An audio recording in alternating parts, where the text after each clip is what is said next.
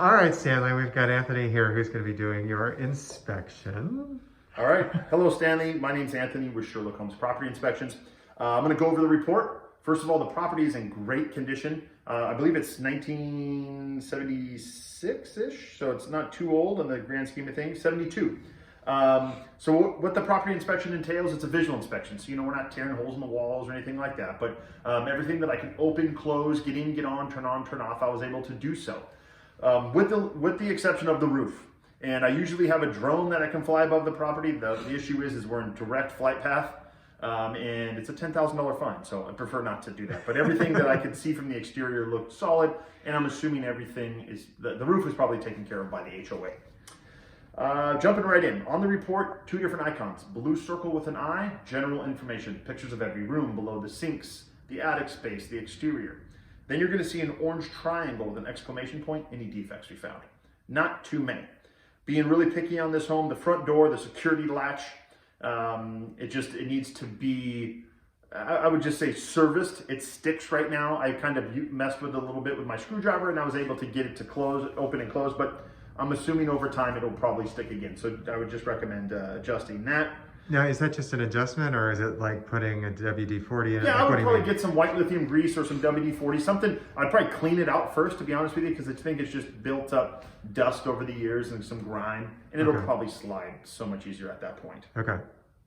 There's a couple areas on the exterior patio, and you'll see a photo, just some minor, we would call them possible dry rot, where some of the wood exterior siding is starting to just, it's just failing a bit just due to either moisture or just wear and tear, to be honest with you, with age. And so let's just touch that up and put some paint on it? Correct. And it'll say, recommended termite inspector. I just, unfortunately, have to cover our butts and I say, hey, I'm not a termite guy. That's a whole different, I didn't see droppings or anything that would lead me to that. Just more or less the dry rot possibility of anywhere that there's moisture in contact with direct wood without paint on it, you run into some issues. So there's just a few little flakes. That's pretty easy. And we'll have to look at the CC&Rs. That may even be probably an HOA item. So perfect.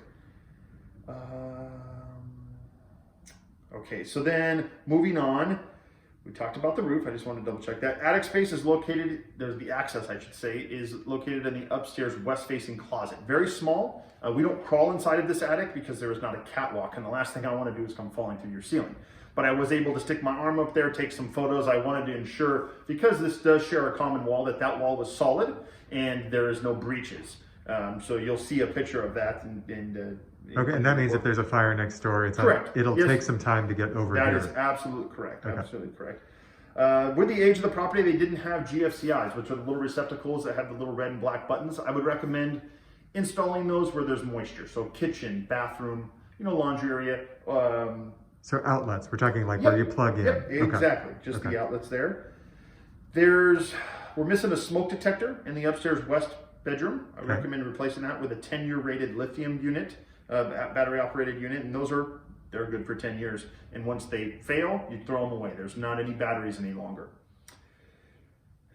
Let's see. And that's going to be a seller thing. That's but just for safety purposes, I always like to let my client know. Do you need to have one at the top of this whole structure? There is one up there. Okay. There's one right in the hallway, and they may come back and say, oh, it's right on the outside of the door. It needs to be inside the bedroom. So there's a newer unit right in the upper hall, but we need another one in the bedroom. Right. Main electrical panel is located in the little patio, courtyard area. It's a 200-amp panel, which is huge, but that makes sense because everything in this property is electric. There's no natural gas here. Water pressure is great. We're right at about 60 pounds. We want to be between 60 pounds and 80 pounds, and we're good, so we don't want to be blowing any pipes. Your water heater is located in the hall closet here. It's strapped, top third, bottom third, has everything we need. You'll see that there's some moisture stains inside of the closet, but it appears from an old water heater that failed. So I tested the area, it's completely dry, but just don't want you to be alarmed when you see those images. The furnace and the air conditioning system, great. They're both between 2011 and 2010 manufacture date. So that's a huge plus here. And the furnace was putting out about 97 degrees and the AC was putting out 47 degrees. So we like to see a 12-degree temperature split. And on the cool side, it was pulling in right around 68, 69 degrees and then putting out that low of 47, which is great. I recommend changing your filter every 90 days or so, and that's located below the furnace in the hall closet. And you'll see a photo of that as well.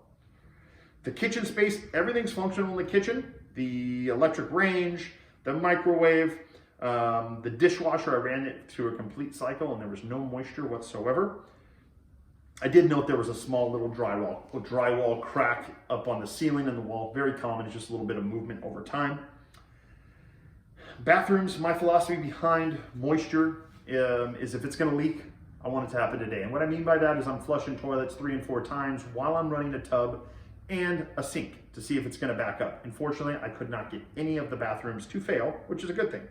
There was no moisture damage below any of the sinks. I did note in the upstairs hall bathroom, when you engage the shower head leaks and it sprays water onto the drywall. It's just a minor shower head. You could change that shower head out for probably $15 to $20, you know. So very, very simple. It's functional, it's leaking.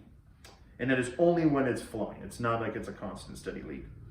In that same bathroom, upstairs hall bath, the cold water handle on the sink fixture is leaking from the handle. So that cartridge needs to be replaced.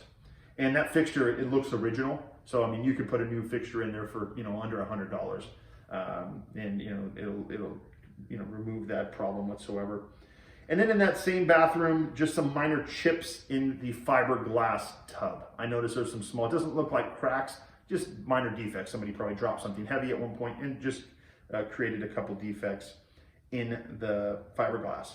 You'll see photos of every room of the property to show you the state that it's in today. On the stairs, you have this really nice porcelain tile running up, or ceramic tile, I should say. There's a couple areas that some of the grout it's missing, and there's a couple loose tiles on the upper treads of the stairs. So just to be aware of that. Mark and I were talking about the window tinting. You know, there's a lot of just deteriorated window tint throughout. It doesn't appear that the windows are damaged, it's just more the tint. And then I noted in the upstairs, the master bedroom, that closet, the closet doors are hanging from the upper rail, but they are not connected to the bottom rail, so they kind of swing. Some people, you know, that drives them nuts. So you can adjust that. There's little pins that slide. They're just not in the track right now. Everything else for me on this property would be considered cosmetic. Little dings and dents. You know, you do have acoustic ceilings here. So one positive side of that is if there's ever moisture in the acoustic ceiling, it's virtually impossible to hide it. So they swell, and I don't see any signs of that, or even repair. So that's a good thing. All in all, I give this property, you know, a clean bill of health. It just needs a few little minor, you know, touch-ups, you know, like we were talking about the windows, and really just your own personal touch. It's a solid property. You're gonna, I've actually sent you an invoice, and then please, there's it's called an inspection agreement. If you could just digitally sign that and send that back, I would greatly appreciate it. And if you have any questions, concerns, my information is all over the report. Please reach out to me. Thank you. Okay, well, thanks, Anthony. Appreciate it. All right.